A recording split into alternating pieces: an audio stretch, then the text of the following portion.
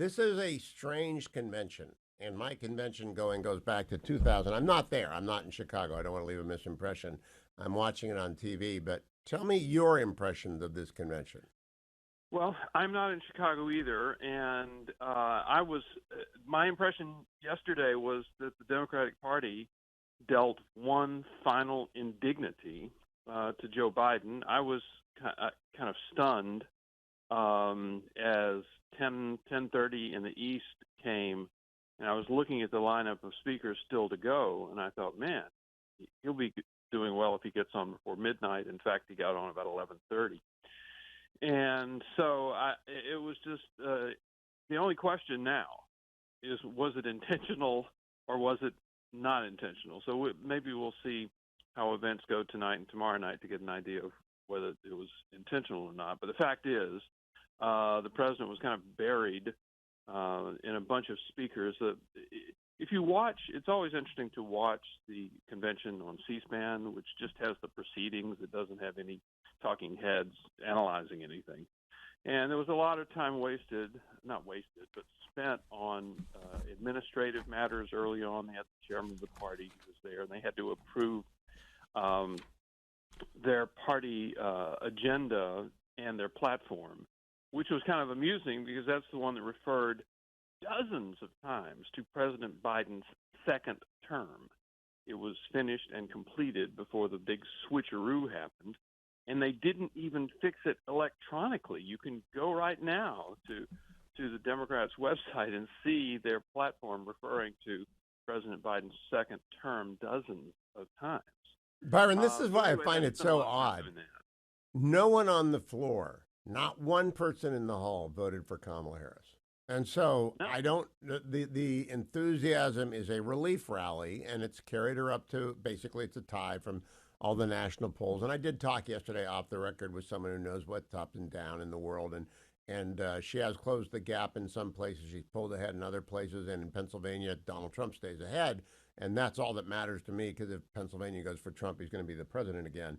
But there were two parts of the speech last night from President Biden. I want to play for the audience who just joined us. Cut number 35, an oldie but goodie. He couldn't help himself. Cut 35. The president was asked what he thought had happened. Donald Trump said, and I quote, "There are very fine people on both sides. My God." That's what he said. All right, so that is simply muscle memory. He has told that lie so many times that he cannot tell it. And then cut number 36, he goes off script. Those protesters out in the street, they have a point.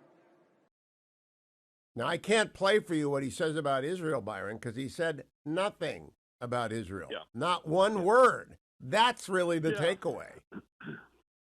First of all, my general impression of the speech was that since it was so late, since well past bedtime, he tried to give it the State of the Union treatment to just show his vigor by just shouting the whole thing. Yep. So it was kind of incoherent and shouted at the same time. As far as the protest is concerned, well, first of all, you're right on the Charlottesville thing. You're absolutely right. He just says it, and he's always going to say it. The protesters looked to me like the whole thing kind of fizzled. It looked like a number of them were these radical groups.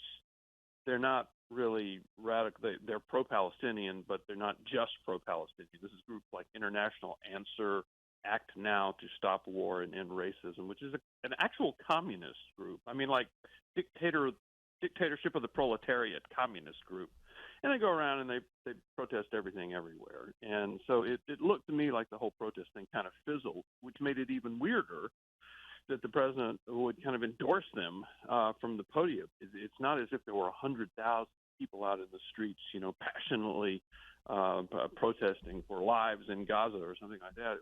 It was a bust, and yet he gives them recognition from the podium. Okay, now I'm prejudiced. I am a Republican. I want Trump to win. You're much more objective than I am, Byron, so I'm going to ask you. I detect a failure to launch enthusiasm. She got relief rally enthusiasm, but Friday's debacle about food price controls and $25,000 to new home buyers, coupled with yesterday's announcement of a hike in the corporate tax rate, I sense The inevitable political gravity is going to set in. San Francisco Democrats are not Pennsylvania Democrats. What do you think is going on? Well, I was baffled at why she gave the speech on Friday because she was riding the wave of joy, and then she didn't. The convention was there. She didn't have to do this, and yet she comes out with this and endorses price controls. I thought, what in the world? Why is she doing that? So there is an inevitable problem when she opens her mouth and actually says something substantive. But I would not go too far on this failure to launch thing because there's absolutely no doubt in my mind that Democrats are way, way more excited and enthusiastic now than they were when Joe Biden was the candidate. There's just no doubt about it that enthusiasm on the Democratic side has really, really. Oh, I don't doubt that. They got a relief rally. I'm trying to look ahead into the next 79 days and figure out the inevitable physics of politics. Price controls, Byron. I was on special report on the panel on Friday night, and Brett asked me about it, and I said, I ran the Nixon Library twice. I oversaw its building. I saw what you said. We don't have an exhibit on price controls. You just never got that exhibit done on the price. No. Well, George Shultz's line was the best. At least we can prove that they don't work to everyone. And so it was. I just cannot understand who is advising her. You should be sprinting to the middle. Well, but if you listen to Democratic speeches throughout the Biden era, the standard explanation for inflation is corporate greed. I mean, the president says that. Certainly the vice president said that. A lot of Democrats said that. That is their explanation. They do not say, we spent $1 trillion that even experts were telling us we didn't need to do. And we but tell me, Byron, you report this. You talk to Democrats. So do I. I call my Democratic friends, and I say, price controls. You can lead with anything you want. You're right. She didn't have to say a word. Should have ridden it all the way through Thursday night, gotten a 7-point lead, and then let gravity take over. Instead, she stepped on her own story, which is the worst thing in politics. But I kept saying, price controls. Who in the world, do you have any reporting on who told her, go with price controls? No, I don't. As a matter of fact, if you listen to her and you look at their handouts, and they list this way down at the bottom, and they don't call it price controls. They call it anti-gouging policy or something like that. Or she might say gauging policy. So, but this is the standard Democratic explanation of inflation. So she's actually kind of going along with that. And even the Elizabeth Warren idea, the shrinkflation idea, that your candy bar or your bag of potato chips is smaller now than it used to be, and it still costs the same thing. So that's shrinkflation. All of this is based in the bad acts of corporations. It has nothing to do with Biden administration or Democratic Party politics and the spending bills that were passed just in this frenzy in the first couple of years of the Biden administration. So what she's saying is entirely consistent with her party's orthodoxy. Donald Trump is focused like a laser on Pennsylvania. He gave a speech over the weekend in Wilkes-Barre, which is a little bit south of Scranton. He was in York, Pennsylvania yesterday, always on message, talking about fracking. Do you see that as a good sign? Because I do, as a Republican. I like to see him talking about energy production. It's the only way to bring down prices. Yeah, a couple of things. One, Pennsylvania is huge, but he's got to win Georgia, too.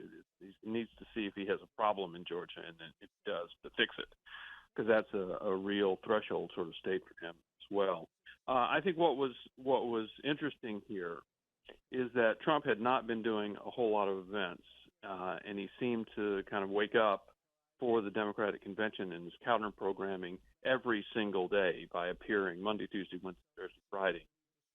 All this week appearing himself. And there have been people who were arguing in the lead up to the Democratic convention is, there's this old political idea that when your opponent is having his or her convention, you just kind of lay low. They get all the publicity and attention, and then the campaign starts back up when it's over. Well, it doesn't work that way anymore. So I think Trump was quite smart to really put events every single day of the Democratic convention.